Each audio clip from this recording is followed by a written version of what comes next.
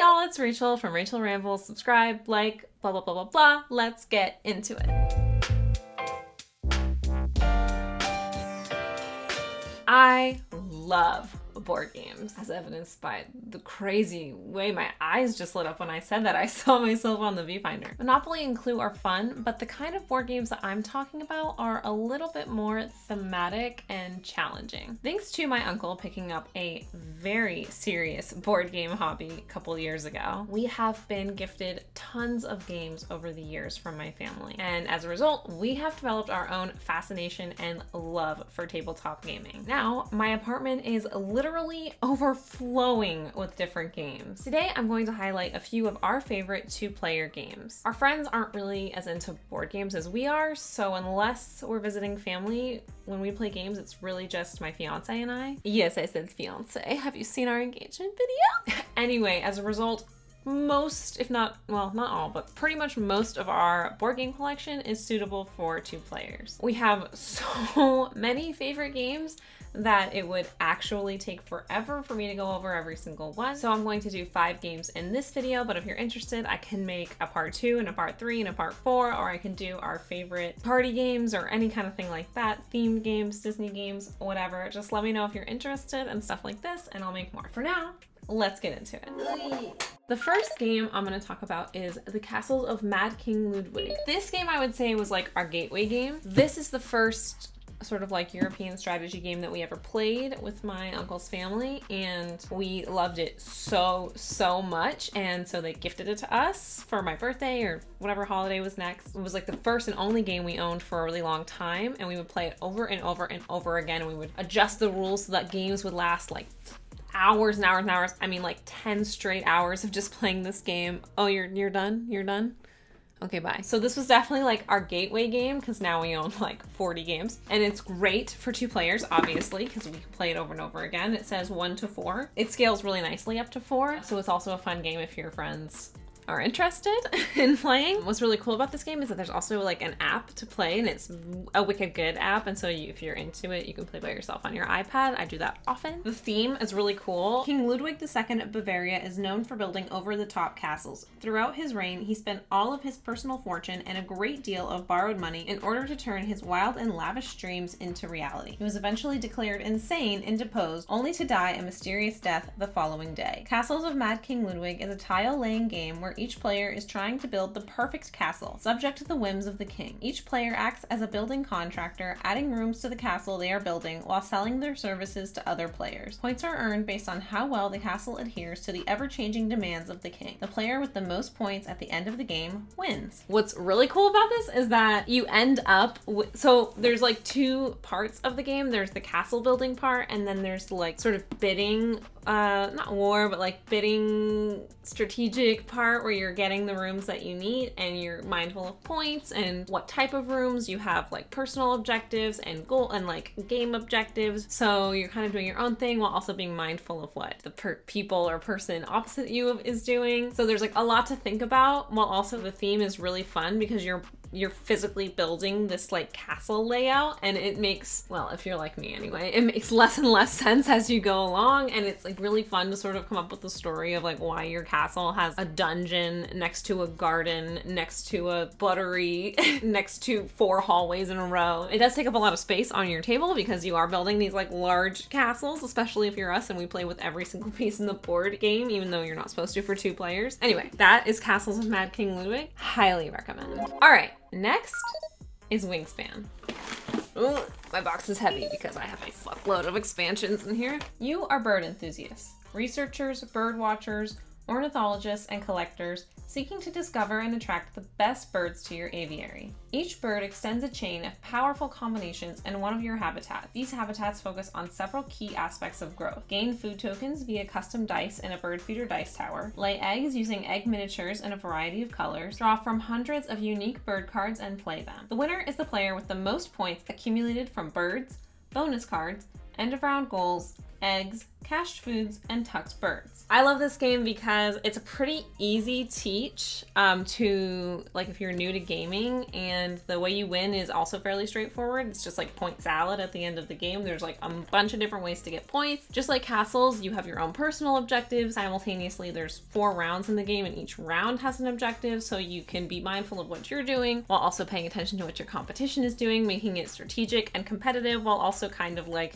you're doing your own thing. I love games where even when you lose, you still feel accomplished because you've sort of created your own thing. Like castles, you created your castle, and in Wingspan, you've created this like incredible aviary that has sort of set itself up nicely for you to have all these chaining actions. I love this game so much, and it's definitely like a family favorite, and like my parents, who aren't really into games that much, they have a copy and they love it. And as such, I've been gifted, because it's one of our favorites, I should say, I've been gifted a lot of special things. Like in the real game, this board is like this big, but we got a big giant one. In the regular game, you just get like plain colored eggs. And I got also my own little containers for everything. Regularly, you would just get these colored eggs, but for my birthday this past year, I got a bunch of like fun different colored eggs. It comes with just like cardboard pieces for the bird food, but a couple years ago I got upgraded wood pieces for the bird food. Let's see, what other upgrades do I have? Oh, I have, this is one of the expansions that exists. There's a European expansion and an Australian or Oceania expansion. This is the Oceania expansion, which introduces like a new form of gameplay because there's an added element of like nectar. Finally, I also have these player mats because I often just play with my fiance. And so it has like the expansion board, and then also just this is the standard board. We love this game, as you can tell, hence why I have so many extra tidbits that don't come with the base game. You don't need all that stuff. Just the base game is incredible. And what's really cool about this one, this has a game on the Nintendo Switch. So if you're a big Switch player like we are, it's actually really cute and it functions really well. And it's a good like pass and play game. So if you're just if you have your Switch, you're trying to kill time, or you just want to play, it's quite fun. Oh, how can I forget? We have an upgraded first player marker too. Yeah, I got a lot of shit for this one. I like it. I like it a lot. Oh, whoops, I have to go grab the next one. I forgot to bring it out. All right, my hair is not cooperating, but when does it ever? The next game is AZUL. And actually this AZUL is not an expansion, but like a part 2 of the original AZUL. I also have the part 3, Summer Pavilion. We actually don't own the just regular old AZUL. It's kind of funny. I thought we did, but my uncle has it, my aunt has it, my grandma has it. So we play it a lot, but this is probably our most played version, the stained glass one. So this is the one I'm gonna focus on, but there are 3 AZULs. All 3 of them are amazing. They're pretty simple. It's an easy teach. So the story behind, I'm gonna go with this one, the stained glass one, because it's my personal favorite because I win 98% of the time, as Mario will reluctantly tell you. So the story behind this one is, after furnishing the Palace of Evora, King Manuel I of Portugal now seeks to commission the world's greatest stained glass artisans to adorn the windows of the royal palace in Sintra. As a stained glass artisan, this is a once-in-a-lifetime opportunity to demonstrate your exquisite abilities for king and country. Will you be the best at creating the most beautiful stained glass in all of Portugal? In a game of AZUL, players take turns drafting glass panes from suppliers to place and glaze the palace windows. Over the course of 6 rounds, players will score points for strategically placing their glass panes while being mindful to avoid wasting precious and expensive supplies. The player with the most points at the end of the game wins. So you're aiming to get the maximum amount of points by sort of like creating these color patterns, and I don't know how to explain it. It's just like a ton of fun. And what I really like about this game is that I don't have like any upgraded expansion or anything, but the pieces that it comes with are just like so nice. A lot of the times when you buy a board game, it's mostly just like cardboard pieces, which is fine, obviously. It's a board game, it doesn't need to be like bougie. But this one feels very luxurious right out of the box. Like this is not extra, this is how the game comes. Just like Castles and Wingspan, I don't know if I mentioned this plays up to 4, I'm fairly certain. Yeah, 2 to 4. It scales really nicely. So it's just as fun with 2 people as it is with 4 people, like the 3 games that I've talked about so far all are. The replayability is amazing on these, and if you really like one, then there's Each one has like different strategy, but it's very similar mechanism. So once you learn one, you can play all three like interchangeably fairly easily. You have to relearn the rules of each one, but they're so similar that you'll pick it up really quickly. All right, game number 4. I would argue that out of the 5 games I'm highlighting in this video, this is the best game for 2 players. And if you're only gonna go out and buy one, this is the one I would suggest. It's called 7 Wonders Duel. It's actually a 2-player variant on a game called 7 Wonders, which we've also played. We don't own 7 Wonders, but we've played. And I will tell you that the duel version is way better than the multiplayer version. This game can only be played with 2 people. And it's fucking awesome. Do you like civilization building?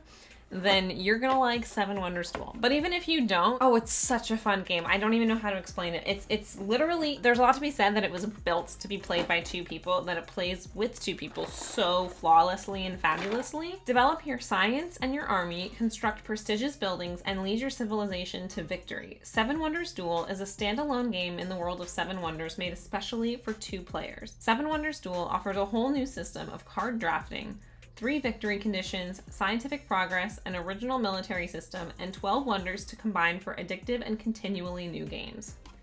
This is another one where the replayability is just insane. And it's also like fun because there are so many different ways to win. You can win with your military, you can win with your scientific, but most often you win by gaining the most points at the end. And it fits compactly and it's really nice in this tiny little box. We've played so many times, and let's see, Mario won, Rachel won, Mario won, Rachel won, Mario won, Mario won, Rachel won, Mario won, Rachel won, Rachel won, Rachel won, Mario won, Mario won, Rachel won, etc., etc. You get the point. You never know who's gonna win. It's not like there are games that we own where one of us is just definitely better than the other. We get the strategy more. We sort of we've gamed it out better than the other. In this one, we are so competitive, and every other person that I've taught it to and played with has just absolutely fucking died over it. We do have an expansion called 7 Duel Agora. There are 2 expansions to the game. This one adds the like a Senate chamber to your civilization. As you can see, it's still shrink wrapped. We haven't opened it. I just recently purchased it. But that's the fun thing about all these games, is that most of them have upgrades or expansions. So, you know, even though we've played that one so many times, and we could probably play it 1,000 more times before we got bored, there are still new ways to make the replayability fun, and I am super excited to crack this open and try it out. We've actually played 7 Wonders since I bought this. I don't know why we didn't open it. Okay, I gotta change my camera battery, fuck. Okay, last but not least by any means is the networks. This game holds like a special little place in our heart because it's about, basically you're running a TV network, and we both work in television, and that's just like the theme of this game tickles us because it's our interest, I suppose. Welcome to the TV business. You are the owner of a new television network. All you have are 3 awful public access shows, a small amount of cash, and endless ambition. And it looks like you're not the only new TV network in town. Your shows age every season and tend to get worse. The expensive stars you booked want to be on a show to their taste, and those ads only pay a premium on specific time slots. Of course, you have to manage all of this with limited money and time. TV is not a business for the faint of heart. Will you manage to lure the most viewers over to your new TV network and win the game? So as you can see, that's extremely interesting to me. Basically, it's really cute. You pick a network name, and you're grabbing TV shows and actors and ads, and you're putting them in time slots, and you're going for certain genres. Like maybe you really want like an all sci-fi, network, or the actor cards are so funny. The ads are great because you can be different networks and have different objectives for every game. Like the others, the replayability is incredible, and like the other games, it plays 2 people, but it also scales up wonderfully, so it could be played with a group of up to 5. And no surprise here, we have an expansion. So the Networks was another one of those games that we learned how to play really early on. My uncle owned it. As you can see, that's where we get all of our tidbits for the board gaming industry. Thank you, Uncle David. Because of the theme, we chose to play it one day, and we're obsessed, obviously. So then we kickstarted the board game designer on Kickstarter when he was coming out with his expansion. A lot of board game artists and designers start out on Kickstarter, and that's how you get early access and access to a lot of these unique individual games. Now there are larger board game designing companies, but it's still kind of a niche hobby, I think. So Kickstarter is a great place to go get started. Although I never really know what I'm looking for. I have to have my uncle tell me what to look for. But the expansion is really cute if you're able to get your hands on it. Basically, there's an added element of you have a specific type of executive that you're playing. There's the butcher, there's the cable executive, there's the cheapo. So basically you take on like each executive gives you special powers and special objectives, which just affects the way that you play your game. I don't know, it's kind of cute. We love it. All right, I feel like I've been talking for a really long time.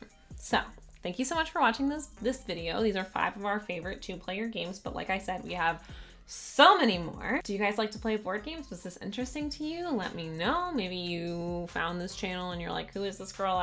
This is my first board game video, but as you can tell, I'm very interested and I love playing them. So if you want more, let me know. Follow me on Instagram. I'll talk to you guys later. See you in the next one. Bye.